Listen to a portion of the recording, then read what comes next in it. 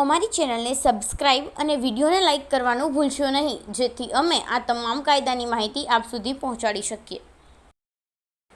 કલમ 113 આતંકવાદી કૃત્ય 1. જે કોઈ વ્યક્તિ ભારતની એકતા, અખંડતા, સર્વોપરિતા, સુરક્ષા અથવા આર્થિક સલામતીને સંકટમાં નાખે અથવા સંકટમાં નાખવાની સંભાવનાના ઈરાદાથી ભારતમાં અથવા કોઈ વિદેશમાં જનતા અથવા જનતાના કોઈ વર્ગમાં આતંક ફેલાવવા અથવા આતંક ફેલાવવાની સંભાવના ઈરાદાથી એ. બોમ્બ, ડાયનામાઇટ અથવા અન્ય વિસ્ફોટક પદાર્થો અથવા જ્વલનશીલ પદાર્થો અથવા બંદૂક અથવા અન્ય ઘાતક હથિયારો અથવા ઝેરી કે હાનિકારક ગેસો અથવા અન્ય રસાયણો અથવા અન્ય કોઈ પદાર્થો દ્વારા અથવા કોઈ પ્રકૃતિના કોઈ અન્ય સાધનોનો ઉપયોગ કરીને એવું કોઈ કૃત્ય કરે કે જેનાથી 1. કોઈ વ્યક્તિ અથવા વ્યક્તિઓનું મૃત્યુ થાય અથવા તેમને હાનિ થાય અથવા થવાની સંભાવના હોય, અથવા 2. સંપત્તિને હાનિ અથવા તેનું નુકસાન અથવા વિનાશ થાય અથવા થવાની સંભાવના હોય, અથવા 3. ભારતમાં કે કોઈ વિદેશમાં સમુદાયના જીવનને માટે અનિવાર્ય કોઈ પુરવઠા કે સેવાઓમાં રૂકાવટ ઉપસ્થિત થાય અથવા થવાની સંભાવના હોય, અથવા 4. સિક્કા અથવા કોઈ અન્ય સામગ્રીની બનાવટ, ભારતીય પેપર કરન્સીના નિર્માણ કે તેની તસ્કરી કરવા, પરિચલનથી ભારતની આર્થિક સ્થિરતાને નુકસાન થાય અથવા થવાની સંભાવના હોય, અથવા 5. ભારતની પ્રતિરક્ષા અથવા ભારત સરકાર, કોઈ રાજ્ય સરકાર અથવા તેમની કોઈ એજન્સીઓના કોઈ અન્ય હેતુઓના સંબંધમાં ઉપયોગ કરવામાં આવતી અથવા ઉપયોગ કરવા ધારેલી ભારતમાં અથવા વિદેશમાં કોઈ મિલકતનું નુકસાન અથવા વિનાશ થાય અથવા થવાની સંભાવના હોય, અથવા બી. જાહેર કાર્યકર્તાઓને ગુનાહિત બળ દ્વારા અથવા ગુનાહિત બળનું પ્રદર્શન કરીને આતંકિત કરે અથવા એવું કરવાનો પ્રયત્ન કરે, અથવા કોઈ જાહેર કાર્યકર્તાઓનું મૃત્યુ નિપજાવે અથવા કોઈ જાહેર કાર્યકર્તાનું મૃત્યુ નિપજાવવાનો પ્રયત્ન કરે, અથવા સી. કોઈ વ્યક્તિની અટક, અપહરણ કે અપનયન કરે અથવા એવા વ્યક્તિને મારી નાખવા કે હાનિ પહોંચાડવાની ધમકી આપે અથવા ભારત સરકાર, કોઈ રાજ્ય સરકાર અથવા કોઈ વિદેશી સરકાર અથવા કોઈ આંતરરાષ્ટ્રીય અથવા આંતર સરકારી સંગઠન અથવા કોઈ અન્ય વ્યક્તિને કોઈ કાર્ય કરવા ફરજ પાડે અથવા કોઈ કાર્યને કરવાની દૂર રહેવાની ફરજ પાડે. સ્પષ્ટીકરણ. આ પેટા કલમના હેતુઓ માટે એ. જાહેર કાર્યકર્તાઓ એટલે બંધારણીય સત્તાધિકારીઓ અથવા કેન્દ્ર સરકાર દ્વારા સત્તાવાર રાજ્યપત્રમાં જાહેર કાર્યકર્તાઓ તરીકે જાહેર કરાયેલ કોઈ અન્ય કાર્યકર્તાઓ. બી.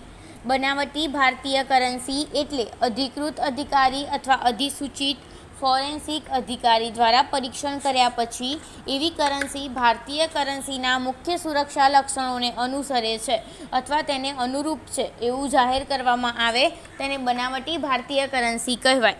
2. જે કોઈ આતંકવાદી કૃત્ય કરે એ આવો ગુનો કોઈપણ વ્યક્તિના મૃત્યુમાં પરિણામે તો મૃત્યુદંડ અથવા આજીવન કેદની શિક્ષાને પાત્ર થશે અને 10 લાખ રૂપિયા કરતાં ઓછા નહીં તેટલા દંડને પણ પાત્ર થશે. બી.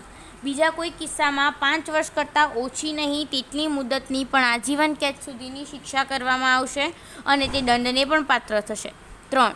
જે કોઈ વ્યક્તિ પ્રત્યક્ષ રૂપે આતંકવાદી કૃત્ય કરવાની અથવા કોઈ આતંકવાદી કૃત્ય કરનારનું કાવતરું, પ્રયત્ન, તરફદારી, સમર્થન, દુષ્પ્રેરણ, સલાહ આપે, ઉશ્કેરે અથવા જાણી જોઈને આતંકવાદી કૃત્ય કરવાની સગવડ કરી આપે અથવા કોઈ આતંકવાદી કૃત્ય કરવા તૈયાર કરે તેને 5 વર્ષ કરતાં ઓછી નહીં તેટલી પણ આજીવન કેદ સુધીની મુદત માટેની કેદની શિક્ષા કરવામાં આવશે અને તે દંડને પણ પાત્ર થશે. 4. જે કોઈ આતંકવાદી કૃત્યની તાલીમ આપવા માટે કોઈ કેમ્પ અથવા કોઈ કેમ્પનું આયોજન કરે અથવા આયોજન કરાવડાવે અથવા આતંકવાદી કૃત્ય કરાવડાવવા માટે કોઈ વ્યક્તિ અથવા કોઈ વ્યક્તિઓને ભરતી કરે અથવા ભરતી કરાવડાવે તો તેને 5 વર્ષ કરતાં ઓછી નહીં તેટલી પણ આજીવન કેદ સુધીની મુદત માટેની કેદની શિક્ષા કરવામાં આવશે અને તે દંડને પણ પાત્ર થશે. 5. જે કોઈ વ્યક્તિએ આતંકવાદી કૃત્યમાં રોકાયેલ કોઈ સંગઠનનો સભ્ય હોય તેવી કોઈ પણ વ્યક્તિને આજીવન કેદ સુધીની મુદતની શિક્ષા કરવામાં આવશે અને તે દંડને પણ પાત્ર થશે. 6.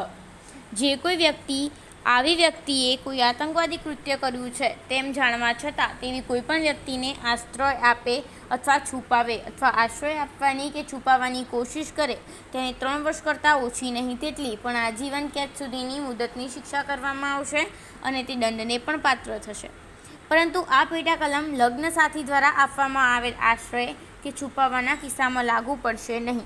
7. જે કોઈ વ્યક્તિ જાણી જોઈને આતંકવાદી કૃત્ય કર્યેથી કોઈ મિલકત ધરાવે અથવા મેળવે અથવા કોઈ આતંકવાદી કૃત્ય કરીને પ્રાપ્ત કરે તેને આજીવન કેદ સુધીની મુદતની શિક્ષા કરવામાં આવશે અને તે દંડને પણ પાત્ર થશે. સ્પષ્ટીકરણ.